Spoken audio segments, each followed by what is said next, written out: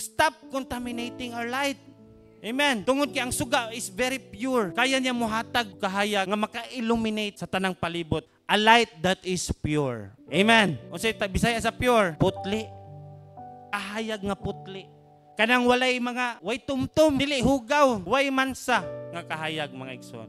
Walay ginatago nga hugaw. Our light must be pure, and what makes it impure is sin. So mapalong at maapektuhan ang atong kahayag nga gihatag sa Dios kung padayon ta nga magpakasala. It will contaminate. Ang atong kahayag magkahugaw, and soon it will be corrupted. Makana jud kang pundir man eh.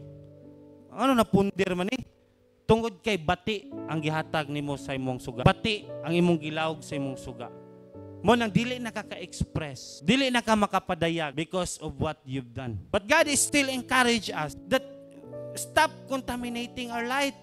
Amen. Tungod kay ang suga is very pure. Kaya niya muhatag kahayag nga maka-illuminate sa tanang palibot. Maka-illuminate through that darkness. Taliwala sa kangit-ngit, kaya niyang pahayagan. That was pure. Ingana ang pagka-pure. No, nga ang atong suga nga gihatag, gipakita is kanang kaya nga mo buntog sa kangit-ngit.